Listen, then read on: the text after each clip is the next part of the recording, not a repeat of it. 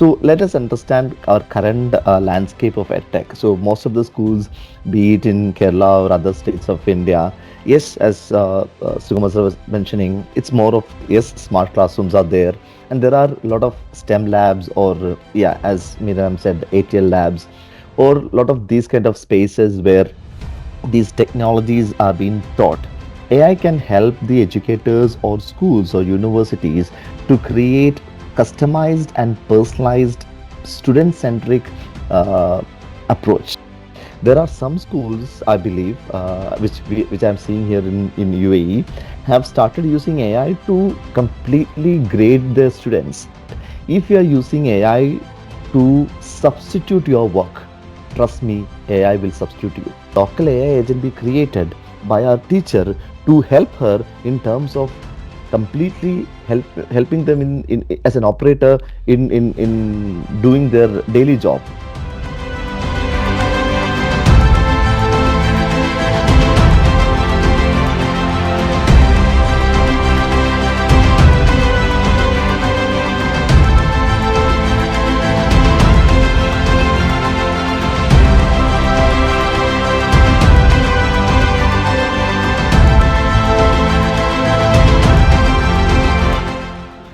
In this current session, I just want to give you few thought process, because I really loved the way Deepak sir had given the concept of how it is affecting a teacher in terms of in the relationship with the students, how AI is affecting and how others also have positioned. So I just want to bring, I mean, I assume that my audience, I mean, this audience is mostly from school and university background. If you are working in school and university background, I'm going to talk in that perspective. So let us understand our current landscape of EdTech. So most of the schools, be it in Kerala or other states of India, yes, as Sugama sir was mentioning, it's more of, yes, smart classrooms are there, and there are a lot of STEM labs or yeah, as Miriam said, ATL labs, or a lot of these kind of spaces where these technologies are being taught, or sometimes some tools has been used by teachers to make use of that tool to teach the students a few concepts. So beyond that, how we can make use of it is what I just want to elaborate. So basically, if you are trying to use AI, for me, I'm trying to see the positive side of it in such a way that AI can help the educators or schools or universities to create customized and personalized student centric uh, approach. So for example, in terms of if you have LMS, in that LMS you can have a student centric personalized approach where students learning uh, history can be tagged, and how we can give suggestions in terms of improving their knowledge, their capability, and all those things. So that is one thing.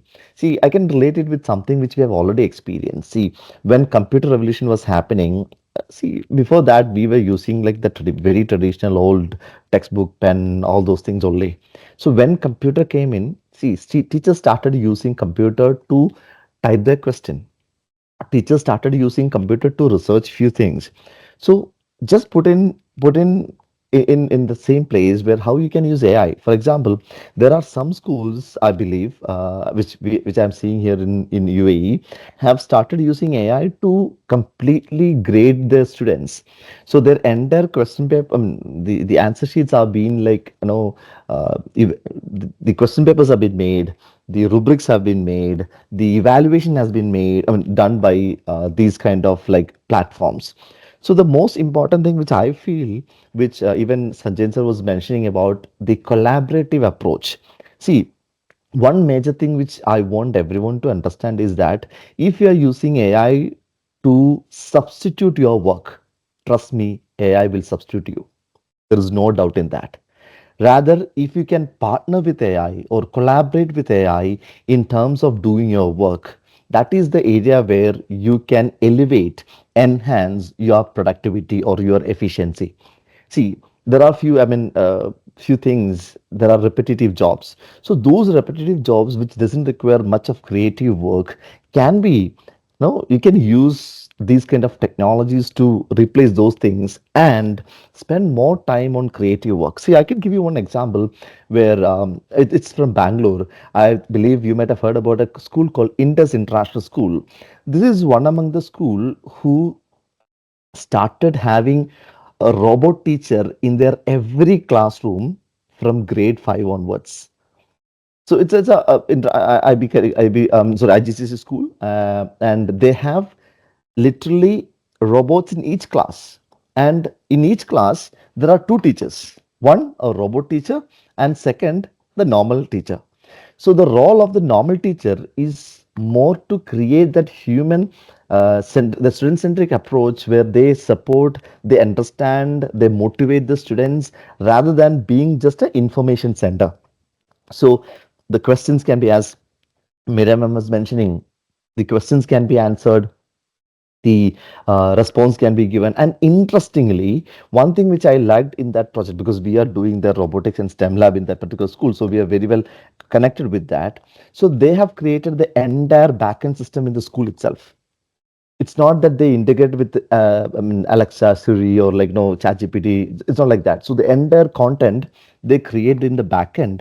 So the whatever questions students are asking, it's similar to how a teacher respond. So in that way, a classroom can now be handled by two people, and that the human, the teacher's role is to make sure that the student is able to understand things better. I know, see, I mean, if you compare the current, the new style of students handling things and how the traditional, see, we cannot compare. See, the thing is that there are a lot of issues that the current generation, the Gen Z or Gen Alpha that you talk about, they are facing in their classroom or in their, like, with their peers. So at that point, we need to have a new outlook towards how we approach them. So now, thinking about smart classroom, we should surely think about how we can make use of things like AI and other things in terms of improving the effectiveness. So, not just this one last thing I just want to tell is that just don't use any tools to make things easy. Rather, even school or universities, if you are listening to this particular session, what I want to request is that make sure that it's not the students who want to get educated first. I would say it should be the educators who should be made aware to make use of. For example, see, we talk always about ChatGPT, but how can we make use of platforms like Perplexity or Cloud, or see, if you're doing a research work, how can Research Rabbit help me in terms of doing the research work? So making that educators understand about these kind of tools is also very crucial. That's one reason why we were, even though we are a company started from Dubai, we have a company back in India. We partnered with a newspaper called Malayalam Manorama to launch sessions for AI for educators.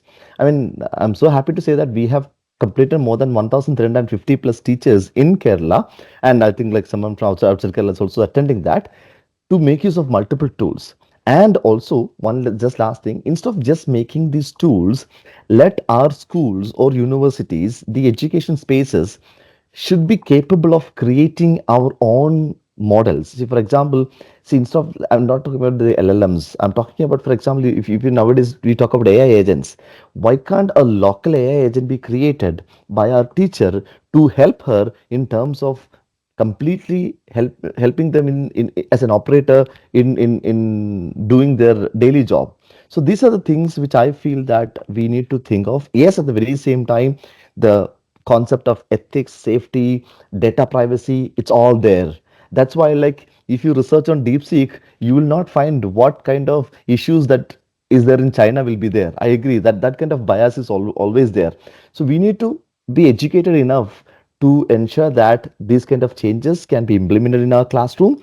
Like Kerala became the first state to become literate, first state or become to have that computer literacy. Let's have a campaign to make our entire people AI literate. I'm not talking about AI experts, but rather being AI literate so that we will lead the movement in the nation as well as in the world in that perspective. So that's from my side. Thank you.